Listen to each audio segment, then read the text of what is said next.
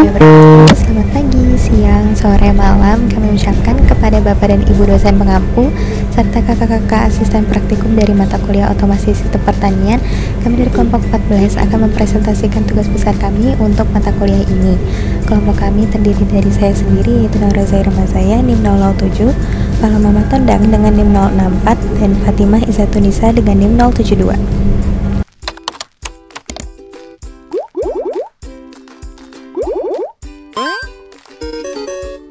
Saya akan menjelaskan tentang sistem yang terdiri dari fungsi sistem, diagram arsitektur, komponen, fungsi kode, dan skematik elektronik. Yang pertama ada fungsi dan komponen sistem. Sistem penggerak otomatis ini berfungsi untuk menjaga kelembaban tanah agar tetap berada dalam kondisi ideal. Kemudian untuk komponennya sendiri ada microcontroller rumus BC3, sensor DHT11 dan hal aktuator berupa pompa air dan selang, serta sensor air. Kemudian untuk bentuk ada diagram sistemnya. Jadi pertama ada HMI atau Human Machine Interface yang berupa diagram parameter. Kemudian ini terminal controller. Controller ini dia menerima data dari sensor berupa data kelembapan tanah, kelembapan udara, dan temperatur udara. Kemudian controller akan mengirimkan data transfer berupa kelembapan tanah untuk ke aktuator untuk membuatkan air apabila kelembapan tanah berada di bawah angka ideal. Kemudian untuk berikut merupakan konsep kodenya. Berikutnya merupakan skematik elektronik. Nah, jadi sini kita bakal bahas kualitas konstruksi gitu. Di sini ada tentang sistem fisik, penempatan, node thread, dan juga tampilan dashboard. Nah, pertama kita ke bagian sistem fisik atau bentuk sistem. Di sini bisa dilihat ada dua foto. Nah, jadi sistem itu akan terdiri dari breadboard, microcontroller, sensor. Ada dua sensor ya, ada yang DHT11 buat air moisture sama air temperature, sama ada sensor kelembapan tanah. Juga ada motor driver, ada pompa air, selang, adaptor listrik, terus ada jack listrik, tanaman dan media tumbuh, itu tanah, dan juga ada wadah berisi air. Nah, penyimpanannya itu dilakukan di dalam ruangan. Karena dalam ruangan maka cahayanya itu matahari tidak langsung gitu. Juga karena dalam musim hujan maka intensitas cahaya akan berkurang dan berarti suhu ruangan. Nah, untuk lebih detailnya ini bisa dilihat ya di gambarnya yang kiri dan kanan gitu. Ini penyusunan kabelnya gitu. Dan kalau sensor DHT11 ini yang warna biru ya di sini di foto yang sebelah kanan. Kalau yang sensor kelembapan tanah ini yang lancip gitu. Jadi kayak gini sistemnya, dan pada percobaan kali ini penempatannya seperti pada foto berikut.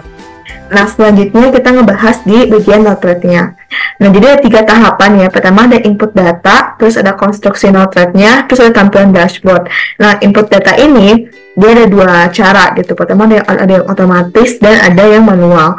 Otomatisnya itu dari Arduino nanti ke breadboard ya, ke sistem. Terus nanti dia masuk ke influx. Nah, kalau yang manual kita injek sendiri di node thread-nya. Itu yang kita masukin tuh data info sama data tinggi tanaman. Selanjutnya konstruksi node thread. Nah, konstruksi node thread ini dia terbagi di 5 bagian besar ya sebenarnya, yang bakal mempengaruhi dashboard gitu, tampilan dashboard.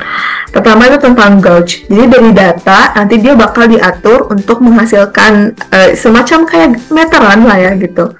Nah, ini kan ada data itu kan nanti isinya kayak tadi ya, kelembapan udara, kelembapan tanah, dan suhu udara gitu. Nah, makanya nanti dapat datanya dari influx, dibuat jadi Excel, terus diatur, nanti dia bakal dihasilkan dalam bentuk visualisasi meteran gitu.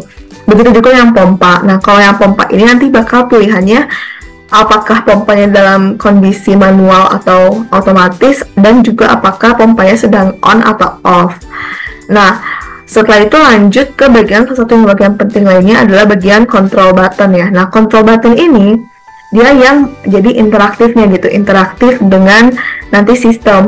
Makanya kenapa ada pump on, pump off. Kalau misalnya nanti kita klik gitu ya di dashboardnya, nanti dia akan ngirim perintah gitu ke data bahwa untuk nyalain pompanya kayak gitu. Selanjutnya itu ada tampilan dashboard hasil dari konstruksi node thread. Nah, si tampilan dashboard inilah yang bakal digunakan buat interaktif dengan sistem.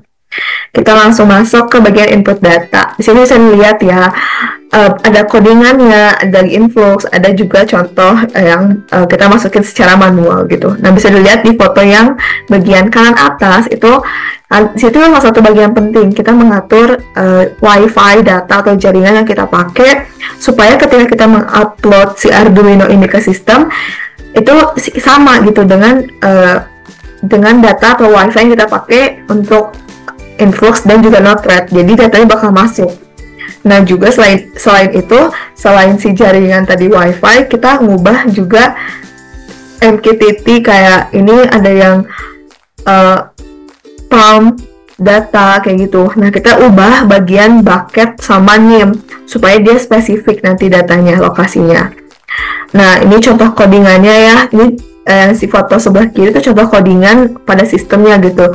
Jadi kayak nanti kalau misalnya sih terutama bagian yang pompa ya. Jadi kalau misalnya pompanya itu dia mau manual atau mau auto gitu. Nanti dikasih pilihan kayak gitu. Nah, udah dapat nih datanya, dia bakal masukkan tadi ke influx. Nah, nanti di influx bakal muncul, kalau benar ya, bakal muncul grafik seperti ini gitu yang menunjukkan in real time bagaimana sih data dari sensor.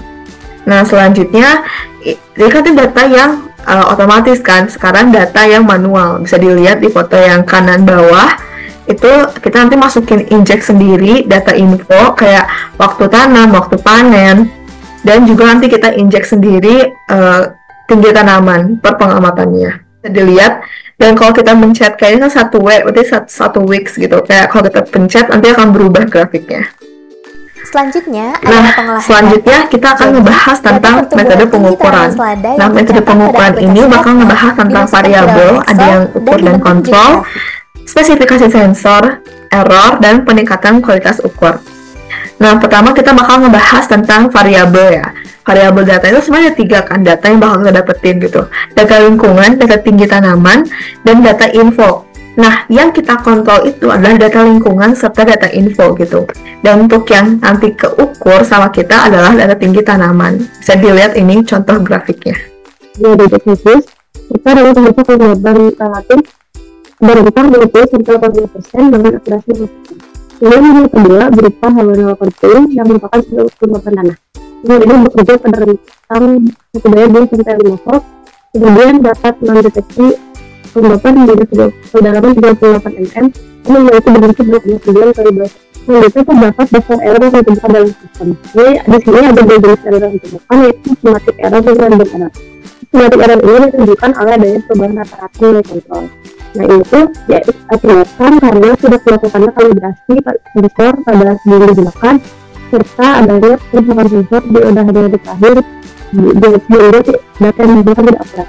Kemudian yang kedua random error, yang di sini itu disebabkan karena jaringan yang tidak stabil sehingga ada beberapa data yang tidak terkirim ke dalam cloud.